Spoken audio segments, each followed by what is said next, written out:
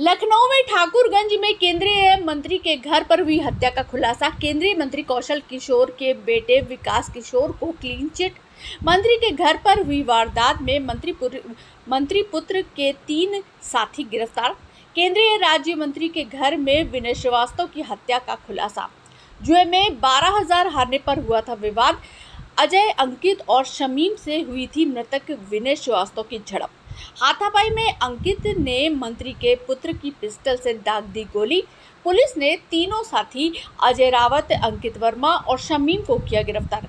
Joint commissioner crime आकाश कुलहरी ने किया खुलासा। केंद्रीय मंत्री के पुत्र की पिस्टल का लाइसेंस निरस्तीकरण की होगी कार्रवाई। अब्दुल कवी की रिपोर्ट। उत्तर प्रदेश एक ऐसा प्रदेश बन गया है जहां आप कहीं नहीं सुरक्षित हैं। जिस प्रदेश की राजधानी में केंद्रीय मंत्री के घर पर हत्याएं हो रही हों और हत्या मंत्री के बेटे की रिवॉल्वर से, आप सोचिए कि उस प्रदेश में कहां है कानून व्यवस्था। और ये कोई पहली घटना नहीं है। लखीमपुर में केंद्रीय मंत्री के बेटे ने थार चढ़ाकर के किसानों की हत्या कर दी। अब एक दूसरे केंद्रीय मंत्री के घर में हत्या होती है और लखनऊ पुलिस कह रही है कि वो हत्या मंत्री के बेटे के रिवॉल्वर से हुई है। तो आप सोचिए, भारतीय जनता पार्टी में शामिल मंत्री या बड़े नेताओं का घर अपराध का अड्डा बन गया है और उनके इर्द गिर्द रहने वाले सब अपराधी बन गए हैं और उनको लाइसेंस दिया है योगी सरकार ने। आप सोचिए उत्तर प्रदेश में क्या है, गुंडों की सरकार है, हत्यारों की सरकार है। और सर, जिस तरीके से कौशल किशोर के बेटे के घर पे हत्या हुई है, कैसे देखते हैं? भारतीय जनता पार्टी कैसा देश और कैसा प्रदेश बनाना चाहती है। दिल्ली में मंत्री कहता है गोली मारो, गाली देकर। मंत्री का बेटा किसानों को गाड़ी से रौंद के मार देता है। और अब लखनऊ की घटना ने तो एकदम से उत्तर प्रदेश की कानून व्यवस्था की पोल खोल दी है। जिस तरह से मंत्री के घर में मंत्री के बेटे के रिवॉल्वर से हत्या होती है, तो उत्तर प्रदेश में कौन सा स्थान सुरक्षित है, खुद सरकार बता दे। जब मंत्री के घर में हत्या हो जाती है, मंत्री के बेटे के रिवॉल्वर से हत्या हुई पुलिस मान रही है, तो मुझे लगता नहीं उत्तर प्रदेश का कोई कोना सुरक्षित भी है, कानून का राज है भी। मुझे लगता है उत्तर प्रदेश में कानून का राज भाषणों में है, होर्डिंग और पोस्टरों में है। हकीकत में घटनाएं उत्तर प्रदेश की जनता के सामने है। पुलिस स्टेशन के अंतर्गत जो है, पुलिस को सूचना मिली थी कि एक व्यक्ति की गोली मार करके हत्या कर दी गई है। सुबह ये सूचना मिली थी। उसके बाद में जो है डीसीपी और एडिशनल डीसीपी और एसीपी के द्वारा जो है मौके का मुआयना किया गया। बाद में जॉइंट सीपी साहब भी गए थे वहाँ पे।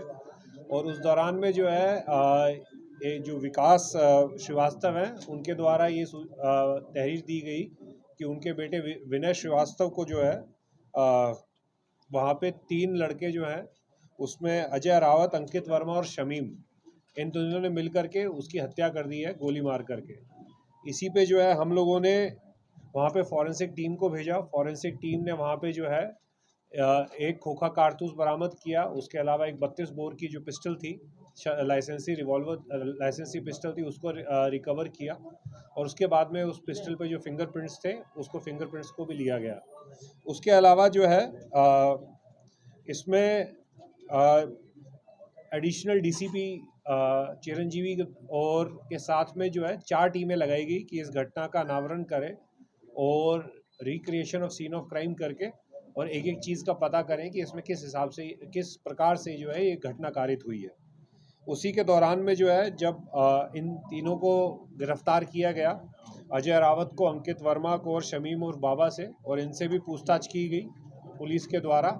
तो जो पूरा घटनाक्रम था वो इस प्रकार से सामने आया है प्रारंभिक पूछताछ में, प्रारंभिक विवेचना के दौरान, कि इसमें टोटल 6 लोग थे उस समय रात को।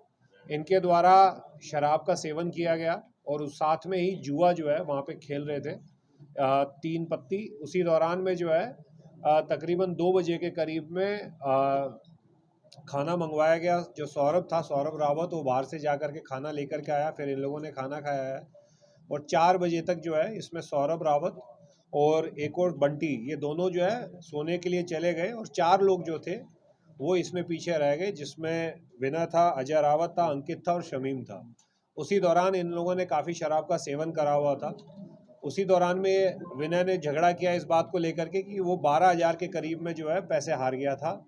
उसी को लेकर के उसने लड़ाई करी अंकित के साथ में स्पेसिफिकली, क्योंकि उसने गेम बंद करवा दिया था। तो उसको लगा कि अब मैं जीतने वाला हूँ, तब इन्होंने गेम बंद कर दिया, तो मेरे को जो है हार का कारण अंकित है। तो उसी के बीच में इनके बीच में हाथापाई हुई।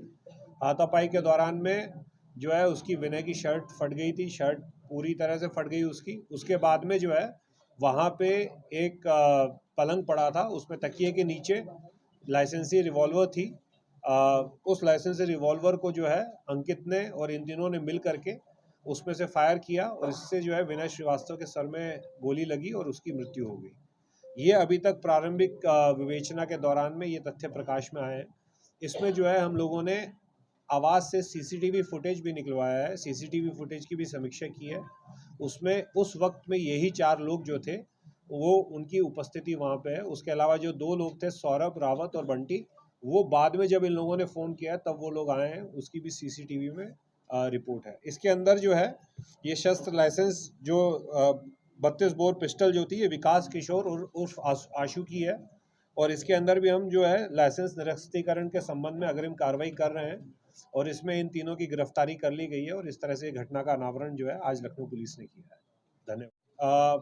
उसमें जो है हम लोगों ने जो एविडेंस हमको मिला है उसमें इंडिगो फ्लाइट की बोर्डिंग की डिटेल्स है लखनऊ एयरपोर्ट से, और यही लोग जो हैं इन्हीं में से अंकित और अजय जो हैं उनको अपनी गाड़ी में छोड़ करके आए हैं विकास को, और 4:30 बजे की फ़्लाइट थी इंडिगो की, तो उसका बोर्डिंग का भी है। सीसीटीवी फुटेज हम लोग निकलवा रहे हैं। We have already on the task of airport से मांगी गई अथॉरिटी से, वो सीसीटीवी हमको मिल जाएगी।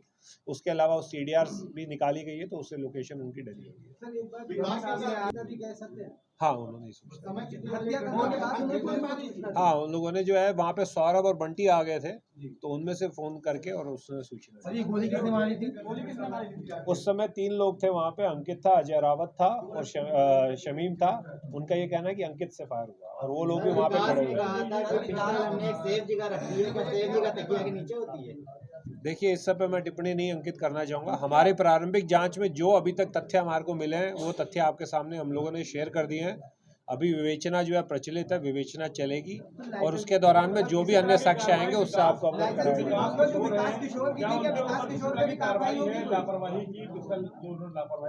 वही मैंने अपने ऑलरेडी उसमें बताया है कि शस्त्र निरस्तीकरण की कार्रवाई अगर कोई इस तरह से लापरवाही करता है, निरस्तीकरण से पहले नोटिस ही दिया जाता है तभी तक विकास किशोर की मैंने आपको जो बताया, जो भी विधिक कार्रवाई होनी चाहिए वो विधिक कार्रवाई हम लोग करेंगे। अच्छा, क्या किसी और पहलुओं को भी गौर किया जा रहा है, जैसे कि बीएमएल का भी कुछ मामला आ रहा था? नहीं, अभी प्रारंभिक पूछताछ में तीनों अभियुक्तों से, उसके अलावा जो वहाँ पे दोनों बंटी था उनसे भी पूछताछ में अब तक इस तरह की कोई बात नहीं।